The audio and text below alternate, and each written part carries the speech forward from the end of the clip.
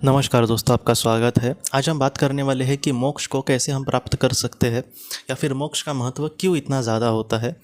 मैं आजकल कुछ ऐसे भी लोगों को देख रहा हूँ कि उनके जीवन में मोक्ष वगैरह इसके बारे में वो लोग ज़्यादा नहीं सोचते। उसके बारे में ही हमें सोचना चाहिए, ऐसी भी बात नहीं है। लेकिन उनका कहना ये होता है कि कुछ अलग है विचार। उनका कहना ऐसे होता है जैसे मोक्ष मतलब पृथ्वी से हम मुक्त हो जाएंगे, हमें फिर से पृथ्वी पर नहीं आना पड़ेगा, किसी अकेले ही एक किसी दुनिया में हम रह जाएंगे। तो ऐसे मोक्ष का क्या उपयोग, हमें ऐसा मोक्ष नहीं चाहिए, या फिर पृथ्वी पर ही रहकर एक अच्छी ज़िंदगी हमारी होनी चाहिए। ये उनका जैसे मोक्ष के लिए आत्मा प्रयास करती है, वैसे वो उसी के लिए प्रयास करेंगे जिससे वो पृथ्वी पर बहुत ही सुख से और समाधानी रह सकते हैं। तो इस तरीके से कुछ लोगों के विचार होते हैं, और मैं ये भी नहीं कहना चाहता कि ये गलत ही विचार है, ये विचार छोड़ने चाहिए, ऐसा ही नहीं है। हर एक इंसान अपनी अपनी सोच रखता है और उसी तरीके से वो आगे बढ़ता है। मैं बस जो भी चीज़ें मैंने जानी आध्यात्मिक किताबों से, या फिर आध्यात्मिक ग्रंथों से, या फिर आध्यात्मिक जो भी साहित्य है उससे, और आत्मिक जो भी हम देखते हैं ये भी एक आध्यात्मिक ही है, लेकिन ये थोड़ी सी अलग बाजू है। एक ही हम रास्ते पर सब लोग जा रहे हैं कि हम अपने अच्छे कर्मों से, जिस भी उद्देश्य की वजह से हमारे आत्मा ने इस जीवन को चयन किया है, या फिर हम और भी शरीर लेकर समझो भविष्य में आए, तो उस उद्देश्य को बहुत ही अच्छे से हम पूरा कर सके, इसके लिए हम आगे आगे बढ़ते जा रहे हैं। तो मोक्ष को हम कैसे प्राप्त करें, या फिर मोक्ष को इतना ज़्यादा महत्व क्यों होता है। मैं आपको एक उदाहरण देता हूँ दोस्तों। जैसे हम किसी एक स्कूल में गए, समझो मैं छोटा था और पहली से 10वीं इस स्कूल में गया, मैं हाई स्कूल में।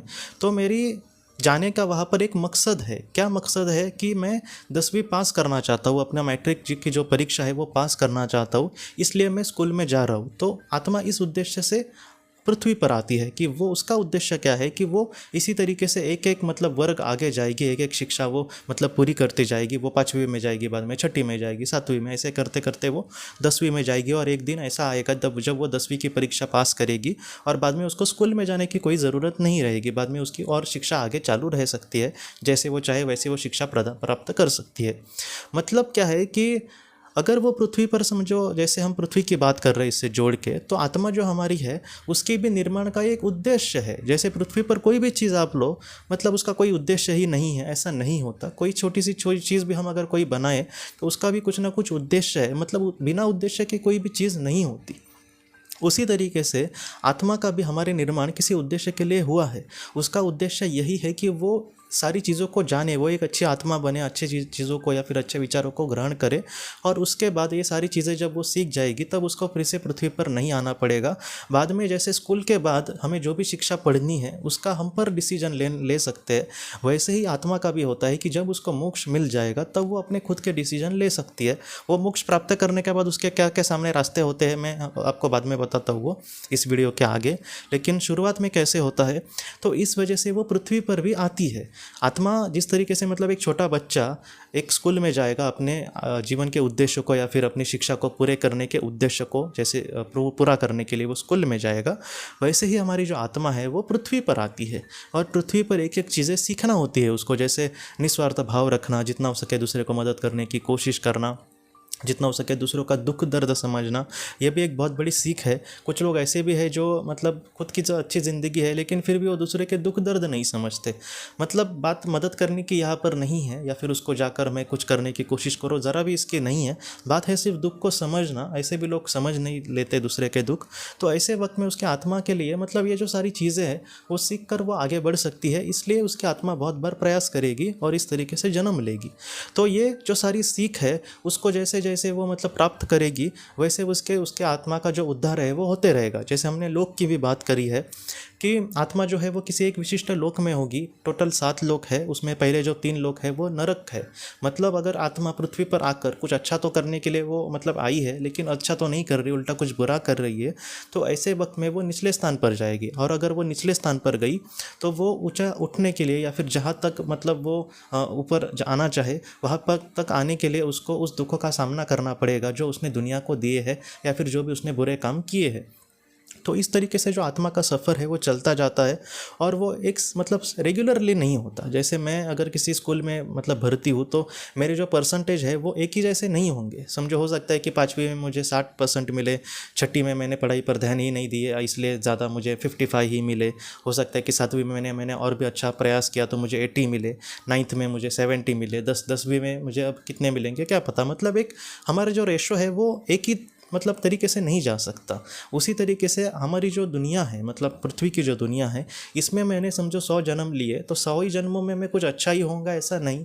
हो सकता है कि किसी जीवन में मैं थोड़ा सा अच्छे कर्म ना करूँ, किसी जीवन में मैं ज़्यादा स्वार्थी हूँ। इस तरीके से मेरा जो कर्म बंधन है वो लिखा जाएगा मेरे खाते में, या फिर मेरे भविष्य के इसमें कि आगे मुझे क्या करना है। और उस तरीके से लिखने के बाद वो उसी तरीके से मुझे एक एक जन्म लेकर उसको पूरा करना होगा और एक अच्छी आत्मा बनकर मोक्ष प्राप्त करना होगा। तो इस तरीके से मोक्ष को प्राप्त करने की मतलब जो उद्देश्य है वो इस तरीके से आत्मा के सामने होता है। और उसको अगर हम प्राप्त करने की कोशिश करें तो एक वक्त ऐसा आ जाएगा कि हम अब मतलब हमें अब मोक्ष मिल गया है, हम सब कुछ सीख गए हैं, अब हमें मोक्ष मिल गया है। तो ऐसे वक्त में मोक्ष के बाद आत्मा के सामने बहुत सारे रास्ते होते हैं। जैसे मोक्ष के बाद अगर वो चाहे तो पृथ्वी पर ज़्यादातर आत्माएं मतलब आत्मलोक में रह के निचले स्तर की जो आत्माएं होती है उनको मार्गदर्शन करने का मतलब प्रयास करती है।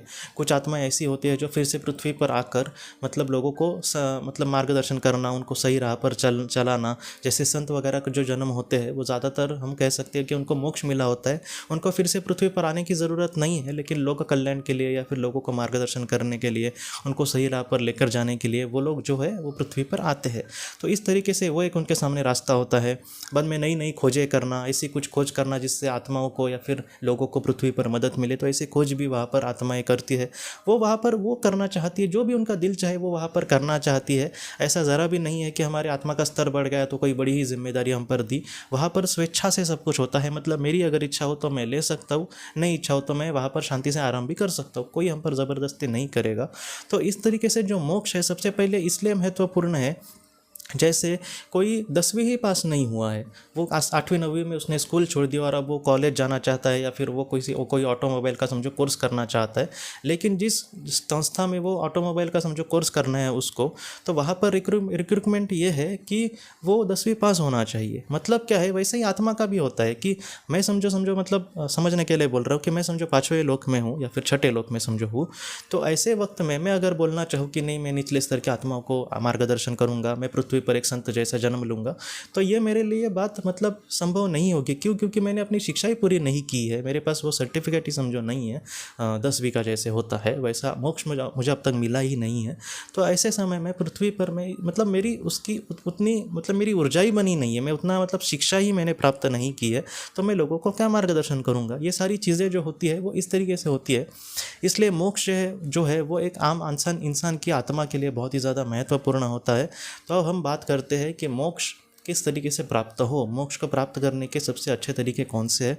तो जितना हो सके, जितना मैंने दुनिया को देखा है, सबसे पहला तरीका यही है दोस्तों कि हम स्थितप्रज्ञ बनने की कोशिश करें। स्थितप्रज्ञ बनना मतलब कुछ लोगों को बहुत ही बड़ा कुछ लगता है कि ये तो संभव नहीं होगा। छोटी छोटी स्टेप मैं आपको बताता हूँ। स्थितप्रज्ञ बनने के लिए कुछ बड़ा हम पहले सोचे तो रहने दो, जैसे हम छोटा छोटा प्रयासों से कुछ बड़ा करने की कोशिश करेंगे। तो काम, क्रोध और लोभ, इसके वजह से ज़्यादातर हमारे सामने दुख आते हैं। काम, क्रोध और लोभ, जितना हो सके मैं कितना भी हो लेकिन मैं लोभी नहीं बनूंगा। जितना मुझे मिला है मैं उसमें समाधानी रहने की कोशिश करूंगा। हाँ, अगर कोई मतलब मुझे अच्छा कुछ प्रयास करके कुछ अच्छा मिलता है मेहनत करके तो ठीक है, लेकिन मैंने बहुत कुछ मतलब मेहनत की है, बहुत ज़्यादा मुझे कुछ मिलना चाहिए, ऐसे वक्त में अगर वो नहीं मिला फिर भी ठीक है, आज नहीं तो कल मिलेगा, लेकिन मैं आज समाधान रहूँगा। तो इस तरीके से हम लोग को कम कर सकते हैं। क्रोध को भी आपको पता होगा कि मतलब हमारे मन में कुछ ऐसा बुरी भावना है या फिर हम किसी को डांटने चले तो रहने दो, मतलब उसका ईश्वर देख लेंगे। मुझे किसी पर मतलब ऐसा क्रोध करके उसको दुखाना नहीं है। तो इस तरीके से हम छोटी छोटी जो कर्म है वो करके अपने जीवन में हम मतलब पाप नहीं मतलब हमारे हाथों से पाप नहीं होंगे। तो ऐसे वक्त में हमारा जो उद्धार है वो भी अच्छे से हो सकता है। तो इस तरीके से मोक्ष हमें मतलब मोक्ष के हम थोड़ा सा करीब जा सकते हैं। अगर मैं किसी पर गुस्सा नहीं करूँगा, मैं बहुत ही अच्छा बन जाऊँगा, तो अगले मतलब फिर से मुझे मृत्यु के बाद फिर से मोक्ष मतलब मिल ही जाएगा और फिर से पृथ्वी पर आना नहीं पड़ेगा। ऐसा इतना मतलब चीज़ें ये सस्ती नहीं है दोस्तों। सबसे पहला तो कर्म बंधन जो हमारा होता है, कर्म बंधन मतलब अब तक मैंने क्या क्या कर्म किए हैं, अच्छे या फिर बुरे, उसका जो लेखा जोखा है वो तब कब तक कितना मैंने पूरा किया है। तो इस तरीके से वो सारा पूरा करने के बाद हम जब उस ऊंचे लेवल को मतलब जाएंगे, हमारी मनस्थिति उस तरीके से जब बन जाएगी तब हमें मोक्ष मिलेगा। लेकिन ऐसी जो छोटी छोटी चीज़ें हैं, जैसे काम, क्रोध, लोभ को दूर मतलब करना, स्थितप्रज्ञ रहने की कोशिश करना, निस्वार्थ भाव से किसी को मदद करना, ऐसी चीज़ों से आत्मा मोक्ष की तरफ बहुत ही ज़्यादा मतलब अच्छी गति से जा सकती है। जैसे मुझे एक जगह पे पहुंचना है, मैं अगर चलते जाऊँ तो वहाँ पर मुझे जाने के लिए आधा घंटा लगेगा।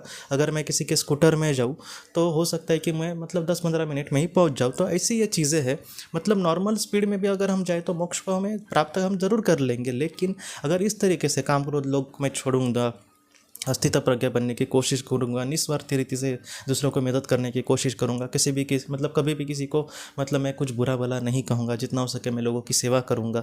कोई किसी के कोई मतलब मेरे साथ कुछ बुरा करे फिर भी मैं उसको गालियाँ नहीं दूंगा, जितना हो सके भगवान तुम उसको भी अच्छा रखो और मुझे भी अच्छा रखो। इस तरीके से मतलब हम अच्छी भावना के साथ अगर करें तो मोक्ष जो है दोस्तों बहुत ही जल्द हमें मतलब मिल सकता है, बहुत ही मतलब कम जन्मों में भी हम आगे जा सकते हैं।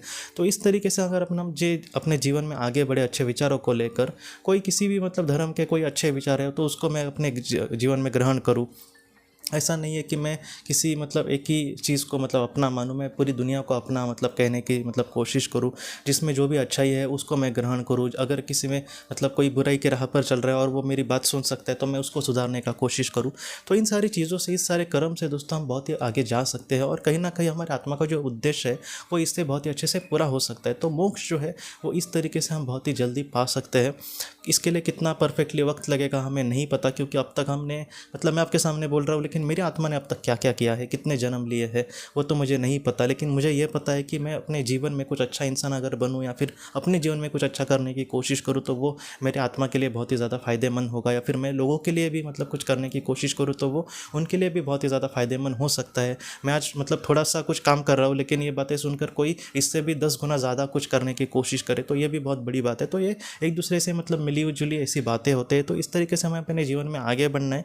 लेकिन एक बात तय है कि अगर हमारे आत्मा को कल मोक्ष मिल गया तो ऐसे वक्त में हम जितना अभी कार्य कर रहे हैं अच्छे मन से समझो तो उससे हम 10 गुना 15 गुना बहुत ज़्यादा गुना हम मतलब बहुत ही अच्छा बड़ा कार्य भी कर सकते हैं, क्योंकि तब हमारी लेवल जो है वो इतनी बढ़ जाएगी। इसलिए जितना हो सके दोस्तों इसके लिए हमारे आत्मा के उद्देश्य के लिए हमें जीना होगा। जितना हो सके हमारे सामने कितने भी दुख आए, लेकिन ऐसे भी मतलब दुख में मैं अपना ज़रूर रास्ता निकालूंगा और अपने जीवन का जो उद्देश्य है वो पूरा कर सकूँगा। इस तरीके से आत्मशक्ति के साथ हमें अपने जीवन में आगे बढ़ना होगा। तो दोस्तों हम अपनी अगली वीडियो में किसी नए विषय को लेकर मिलेंगे। तब तक आप अपने परिवार का ख्याल रखना। आपका बहुत बहुत धन्यवाद।